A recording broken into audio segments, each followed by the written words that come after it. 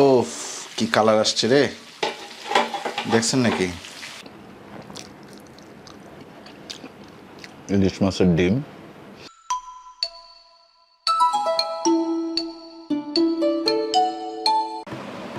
আসসালামু আলাইকুম, আশা করি আপনারা ভালো আছেন, সুস্থ আছেন। আমরাও আলহামদুলিল্লাহ ভালোই আছি।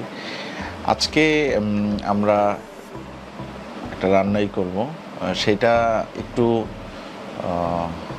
অন্য টাইপের রান্না।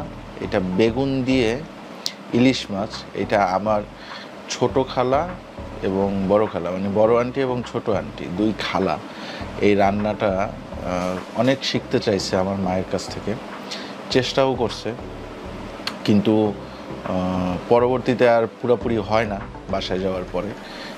এইটা একটা অভিযোগ আছে তাদের। আর এই রান্নাটা মনে হয় আম্মু ছাড়া অন্য কারো হাতে ঠিকঠাকভাবে হয় না। আমি আম্মুর কাছ থেকে, বড় আন্টি আমাকে কয়েকদিন আগে ফোন দিয়ে বলল যে তুমি না রান্না যেহেতু করতেছো, তাহলে এই রান্নাটা করো, তাহলে তোমার ওই রান্নাটা দেখে আমরা ট্রাই করলে হয়ে যাবে। তা আমি আম্মুর কাছ থেকে এই প্রসিডিউরটা আজকে জেনে নিব যে ইলিশ মাছ দিয়ে বেগুন দিয়ে যে রান্নাটা আম্মু করে ভুনা, এটা কিভাবে করে। এটা একটু অন্যরকম, এটা কিন্তু দেখতে হবে আপনাদের, না দেখলে আপনারা বুঝতে পারবেন না। লম্বা বেগুনটাকে এরকম কুচি কুচি কুচি কুচি কুচি কুচি করে ফেলে, কিন্তু বেগুনটা আস্তই থাকে।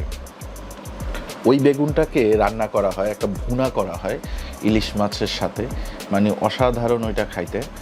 আর ওইটা হইলে ওইটার সাথে একটু কাগজি লেবু আর ওই ইলিশ মাছ আর বেগুন, এইটা হইলে আমার বাবার, আমার বোনের, মানে আমাদের কারোর কিছু লাগে না। আপনাদের ভাবি ইলিশ মাছ খুব একটা খায় না, তারপরে ওইটা হইলে মনে হয় 1-2 পিস খায়। তো চলেন আজকে ওই রান্নাটা দেখাবো আপনাদের। আমরা প্রথমে চুলাটা জ্বালাই নিলাম, তার উপরে একটা হাঁড়ি চাপাইলাম, তার মধ্যে তেল দিলাম। এখন আম্মু যেটা বলছে যে তেলের পরিমাণটা একটু বেশি দিতে, তা আমরা তেলটা দিলাম বেশি পরিমাণে। তেল দিয়ে, এটা খুব অল্প মশলার একটা রান্না। তেলটা মোটামুটি গরম হয়ে গেছে, কারণ হাঁড়িটা গরম ছিল। এর মধ্যে আমরা পেঁয়াজ দিয়ে দিব, মোটামুটি 1 কাপ পেঁয়াজ আমরা দিয়ে দিব এর মধ্যে। হ্যাঁ, 1 কাপ পরিমাণ পেঁয়াজ দিয়ে এই পেঁয়াজটা আমরা একটু হালকা ভেজে নিব।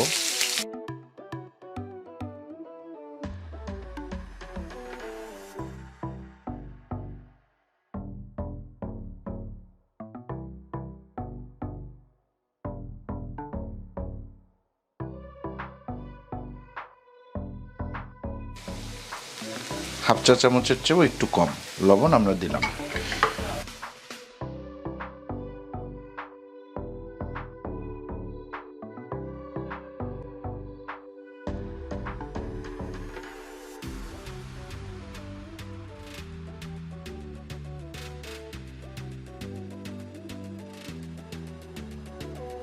এখন এর মধ্যে আমরা প্রথমে হলুদ দিব, হাফ চামচের চেয়ে একটু একটু বেশি। তো এখানে দেখেন, এটা হাফ চামচের চেয়ে একটু বেশি আছে, হলুদ দিলাম। মরিচ দিব হাফ চা চামচের চেয়ে একটু কম।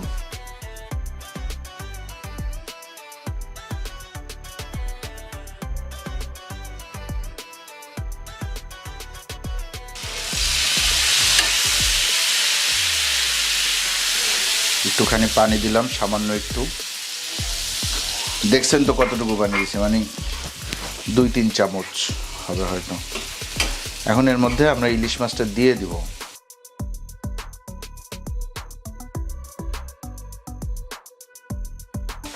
ইলিশ মাছ আমরা নিছি একটা মিডিয়াম সাইজের ইলিশ মাছ, মিডিয়ামের চেয়েও ছোট একটু। হ্যাঁ,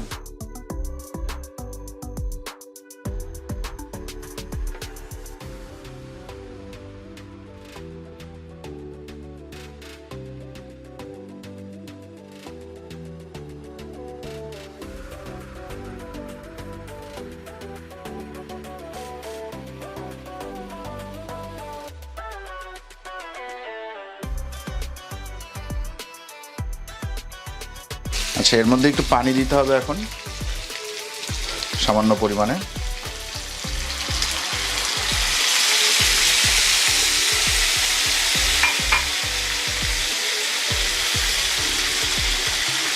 বড় আন্টি ছোট্ট আন্টি দুইজনেরই এই রান্নাটা দেখার ইচ্ছা। তার কারণ হচ্ছে আমার মানে দুই খালুই এই রান্নাটা, এই মাছটা পছন্দ করে, তাই না? এই আইটেমটা, এটা ইনফ্যাক্ট আমরা সবাই পছন্দ করি। আচ্ছা, আমরা এখন কি করব জানেন? আমরা এই মাছটাকে ঢেকে দিব। ঢেকে দেওয়ার আগে আমরা আরেকটু পানি দিয়ে দিব যাতে মাছটা পুরোপুরি সিদ্ধ হয়। হ্যাঁ, আচ্ছা, এবার ঢেকে দিব এবং এই ঢাকনাতে এই মাছ সেদ্ধ হয়ে যাবে আশা করি, নাকি? আপনারা এর মধ্যে মধ্যে একটু দেখবেন।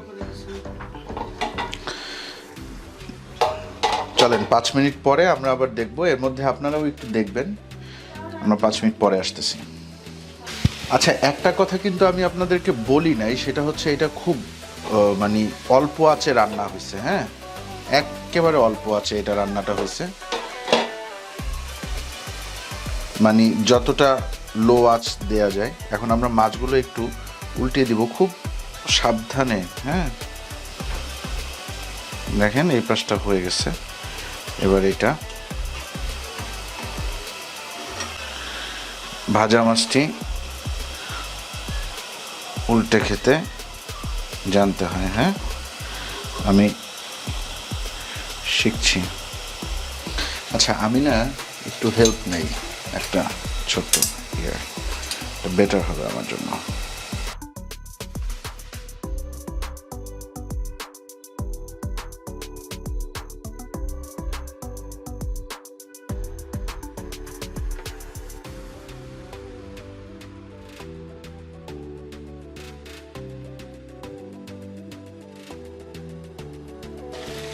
ও, কি কালার আসছে রে, দেখছেন নাকি?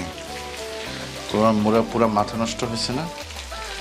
নিচে লেগে না গেলেই হয়েছে, একটু একটু হালকা হালকা লেগে লেগে গেছে বলে মনে হচ্ছে। যাই হোক, অসুবিধা নেই। আমরা এখন ইয়েটা তুলে নিব, মানে মাছগুলো তুলে নেব। না, মাছ লাগে না, মাছ ঠিকঠাক আছে। মাছ তুলে নিয়ে এই মশলাই রান্না হবে।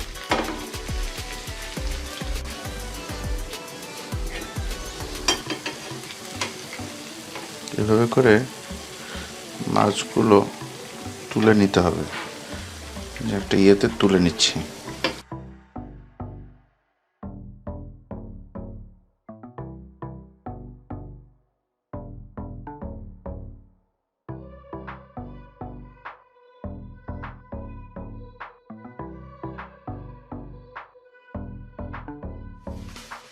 আমরা এই যে এইটুকু পেঁয়াজ দিয়ে দিলাম, তেলটা আগের তেল। তারপরেও আমরা সামান্য তেলের মধ্যে দিব, কারণ এতে বেগুন ভাজা হবে। তেলটা আন্দাজ মতন, তবে পরিমাণে যতটুকু সাধারণত দেই তার চেয়ে একটু বেশি। আগে পেঁয়াজটা ভাজা হোক।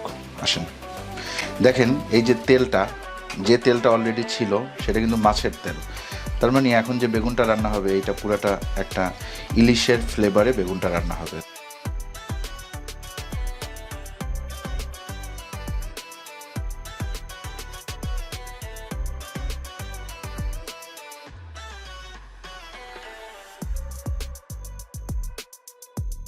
হাফ চা চামচ লবণ দিয়ে দিলাম।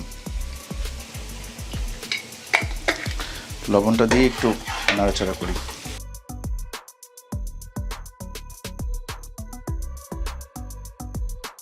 হাফ চা চামচের চেয়েও কম মরিচের গুঁড়ো, জাস্ট হাফ চা চামচের চেয়ে একটু বেশি হলুদের গুঁড়ো, বা হাফ চা চামচই আপনারা বলতে পারেন। হলুদ মরিচটা এরকমই দিবেন, বেশি দিবেন না। এটা একটা লম্বা বেগুন। এই বেগুনটাকে ঠিক মাঝ বরাবর সোজা রেখে এই সাইড দিয়ে এরকম ছুরি দিয়ে এরকম, এই যে এইরকম এরকম এরকম এরকম করে এরকম ক্যাচা হয়েছে। দেখেন বেগুনটা কীরকম ক্যাচা হয়েছে, বাট লেগে আছে। হ্যাঁ, 4 সাইডেই ক্যাচা হয়েছে, এক সাইডে লেগে আছে, এই যে একটু ভেঙেও গেছে। হ্যাঁ, আমরা পানি অ্যাড করব বেগুনটা দেওয়ার আগে, নাইলে নাকি পেঁয়াজটা নরম হবে না, পেঁয়াজটা আস্ত থেকে যাবে। তো আমরা আস্ত পেঁয়াজ চাই না, আমরা নরম পেঁয়াজ চাই।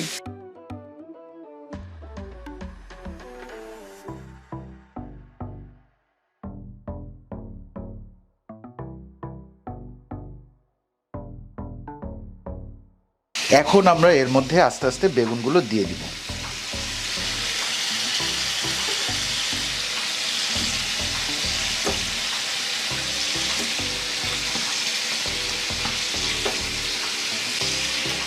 এই বেগুনগুলো রান্না হয়ে একেবারে নরম হয়ে যাবে না,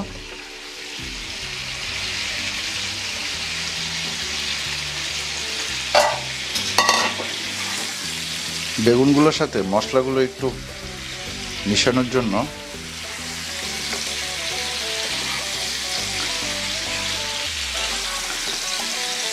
বেগুনটা আগে কি একটু ভাজতে হবে নাকি, তারপরে পানি দিতে হবে? আপনাদের ভাবি আবার এই রান্নাটা পারে ভালোই। আজকে বলতেছিল যে তুমি করবা না আমি করবো, পরে আমি বললাম যে না, তুমি তো গরুর মাংস করবা স্পেশাল, বেগুনের এইটা আমিই করি, তাহলে আমার শিখাও হয়ে যাবে, আবার রান্নাটাও হইলো আর কি।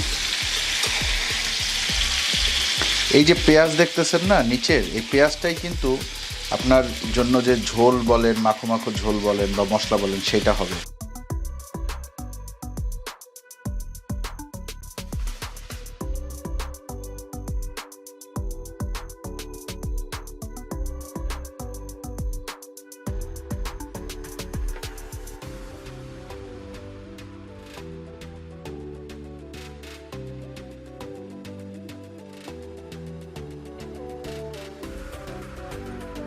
ওকে, আমরা এখন যেটা করব সেটা হচ্ছে এর মধ্যে আমরা পানি দিব।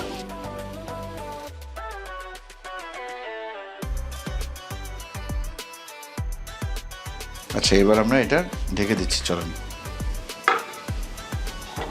কতক্ষণ এটা রান্না হবে? একটু পর পর এই বেগুনগুলো একটু উল্টায় উল্টায় দিতে হবে, রান্নাটা কঠিন আছে। আচ্ছা, আমরা দেখেন বেগুনটা কিন্তু আমরা এর মাঝখানে দুইবার উল্টে দিছি, আবার একটু এটা একটু ঘুরায় ঘুরায় দিব। এই বেগুনটা কিন্তু আমার হাতে থাকতেই ভেঙে গেছিল, দেখেন বেগুনগুলো নরম হয়ে গেছে।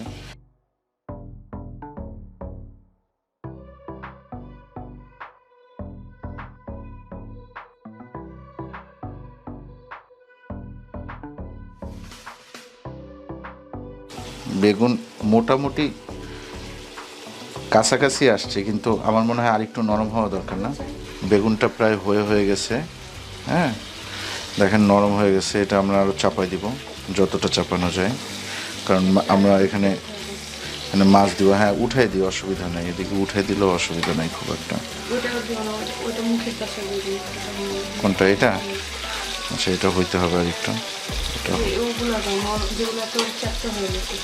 মাছের দেখেন কিছুটা মশলা ছিল, ঝোল মশলা, এটা কিন্তু কালো হয়ে গেছে। এটা আপনারা মনে করেন না যে এটা এটা পেঁয়াজের যে মশলাটা পুড়ে টুড়ে নাই, এটাই মশলা। হ্যাঁ, মশলাগুলো দিয়ে দিলাম।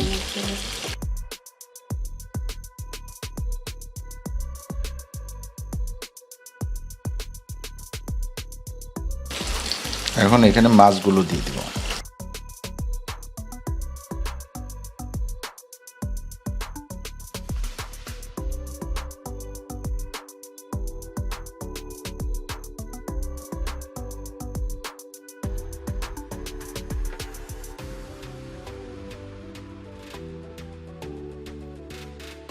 এখন এটারে আবার ডিম জালে রান্না করতে হবে। হ্যাঁ,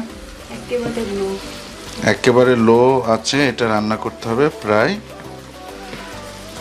আরো 10-15 মিনিট, মানে ভাপে থাকবে আর কি, তাই তো? ওকে, এখন এটা আমরা ঢেকে দিব প্রায় 10 মিনিট। এটা একেবারে ডিম আছে রান্না হওয়ার পরে এই তরকারিটার এখন এই অবস্থা হয়েছে, দেখেন এটা মোটামুটি হয়ে গেছে। ঠিক আছে, মোটামুটি না, এটা হয়েই গেছে আসলে। কি? না না, মাছ আবার উল্টাইতে হবে? ওকে, তাহলে আমরা মাছগুলো উল্টাই নিয়ে আসি। এখন তো আমি তো উল্টাইতে হয়তো একা একা পারবো না, হেল্প নিতে হবে। ঠিক আছে, আপনারা তাহলে একটু অপেক্ষা করেন, আমি আবার মাছগুলো একটু উল্টাই দিয়ে আবার নাকি রাখতে হবে 10 মিনিট, যেহেতু আম্মুর রেসিপি আর আম্মুই বলছে যে আরও 10 মিনিট রাখতে হবে, সো আমরা রাখবো আরও 10 মিনিট। এই যে ভেঙে যাচ্ছে মনে হয় নাকি? ওকে, একটা উল্টানো আমি দেখাই। লেজ, আচ্ছা এটা আমরা উল্টাই দিলাম। এখন আমরা আরও 10 মিনিট এটারে কি করব, ঢেকে রেখে দিব। ওই মানে একেবারে লো হিট, মানে যেই হিটের নিচে আর চুলায় হিট দেওয়া যায় না ওই রকম হিট। একটু ঢেকে রাখি, আবার 10 মিনিট পরে দেখবেন কী অবস্থা। আমাদের রান্না শেষ আলহামদুলিল্লাহ। ইলিশ মাছের সুন্দর একটা স্মেল বের হয়েছে এবং এটা একটু পরে আমরা খেয়ে দেখাবো আপনাদের। আর এই রান্নাটা স্পেশালি আমার বড় খালার জন্য, তো উনি আশা করি এই রান্নাটা দেখে খুব সহজেই বাসায় এই রান্নাটা করতে পারবে। আর আপনারাও সবাই একবার করে চেষ্টা করবেন, কারণ এই রান্নাটা খুবই স্পেশাল আমাদের বাসার জন্য। ঠিক আছে, তো আজকের মতন বিদায় না, আমি এই খাবারটা আপনাদেরকে একটু খেয়ে দেখাবো, নাহলে আপনারা বলবেন যে ভাই রান্না তো করছেন ঠিক আছে, খাইলে তো এক্সপ্রেশন না দেখলে তো বুঝবো না যে স্বাদ কেমন হয়েছে। সো এটা খেয়ে দেখাবো। দাও একটু দাও, খাই। এই মাছটা দিবা, হ্যাঁ, এটা ডিমওয়ালা মাছ, এর সাথে এক টুকরা ডিমও দিবা। আমার হাতে এখন 1 প্লেট ভাত, তার উপরে 2টো বেগুন ভাজা বা ভুনা, একটি ইলিশের ডিম আর কিছুটা ঝোল। এই ঝোল দিয়েই ভাতটাকে মাখতে হবে। এটা আমাদের বাসার একটা প্রচলিত খাবার আর কি, বুঝছেন, ইলিশ মাছ রান্নার মধ্যে। এবং আমি আজকে খুবই খুশি, কারণ আমি রান্নাটা মনে হয় আমার মায়ের মতনই হয়েছে, দেখতে তো আমার মায়ের মতন হয়েছে। বেগুন দেখছেন কি নরম সফট, দেখেন এরকম সফট বেগুন দিয়ে আগে বেগুন দিয়ে একটু খেয়ে দেখি কিরকম হয়েছে। বিসমিল্লাহির রহমানির রহিম।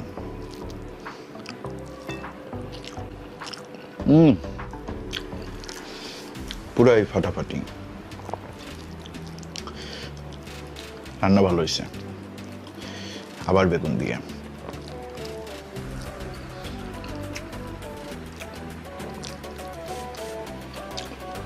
ইলিশ মাছের ডিম, আবার একটু ইলিশটা ভাঙিয়ে আসেন।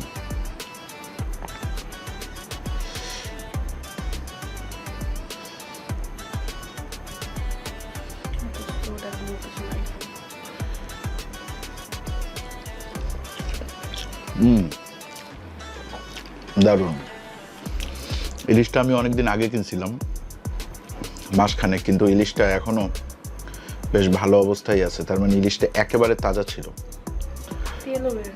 তেলও বেরোইছে ইলিশ থেকে।